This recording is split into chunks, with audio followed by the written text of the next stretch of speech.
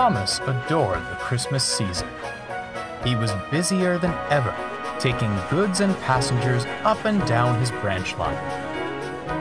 He loved seeing the smiling faces of the villagers. It even made the thought of wearing his snowplow more bearable. Annie and Clarabel, on the other hand, had their quandaries with the holiday season. They liked helping the townsfolk, but they were older coaches and didn't fancy the hustle and bustle. Thomas tried to keep them in good spirits, but as the days ticked on, it became quite an ordeal. One morning, close to Christmas, Clarabel felt cantankerous. "Another parcel, bag, or box and I'll burst," she wailed. "Bother your boxes," puffed Annie. "My upholstery won't last to the new year if I have any more passengers." "Oh, come on, you two," chuckled Thomas. "Christmas Day is nearly here. We can't let the passengers down now." "It's all right for you," replied Clarabel. "You've only your driver and fireman to carry. We're positively packed." All day, the grievances continued. Thomas tried everything. He stayed with the coaches between runs, kept them warm with his steam, and listened intently to their complaints. Alas, nothing satisfied Annie and Clarabel, and their foul mood was rubbing off on everyone.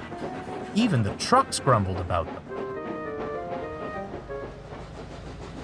Thomas was glad when he was called away to shunt at the big station. When he arrived, he confided in Edward. "I just don't understand," he sighed.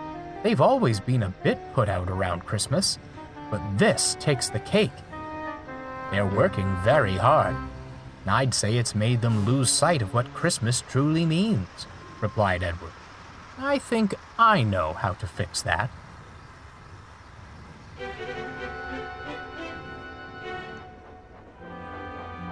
As dusk fell, Thomas brought his last train to the big station. Annie and Clarabel were glad to be finished for the day, or so they thought.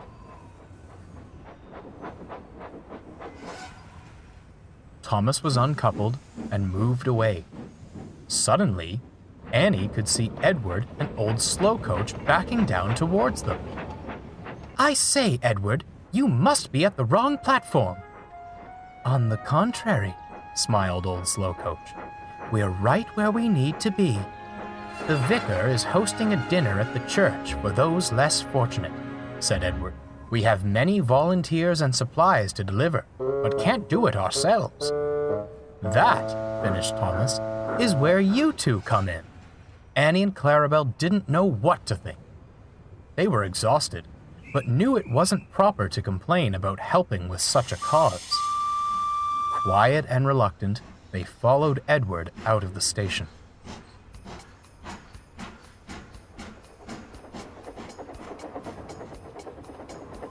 As the evening crept on, a light snow fell.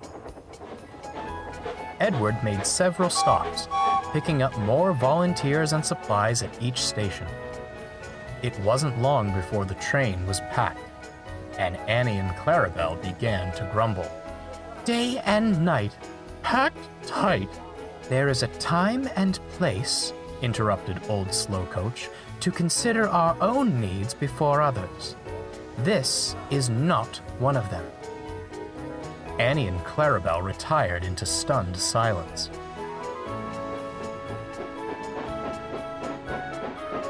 When they arrived at the church, the coaches could hardly believe their eyes. Brilliant lights had been strung up, Christmas trees dotted the yard, and a large crowd had congregated outside. The volunteers spilled out of the compartments and eagerly unloaded supplies from Clarabel. Soon, the smell of food wafted from the church kitchen. The crowd worked their way inside, eager for a hearty meal. Annie and Clarabel soon heard the sounds of carols and laughter. "Lovely, isn't it?" smiled old slow coach. Hard work to put it all together, but it's work that matters. At the end of the night, the vicar spoke to Edward. A most remarkable turnout, he beamed. Bless you, Edward. Your help made this all possible. Well, thank you, Your Reverence, said Edward. But we couldn't have done it without Annie and Clarabel. Their assistance was invaluable. It was the least we could do, said Clarabel. And we'd do it again in a wheel turn. Wouldn't we, Annie? Indeed we would, Clarabel. One thing you can and should do is get some rest, smiled Edward. Come on, let's get you back to the junction.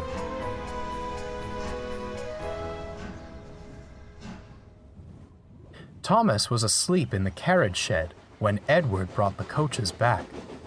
He stirred as they were shunted alongside. Well then, he yawned. How was your extra work? Simply marvelous, smiled Annie.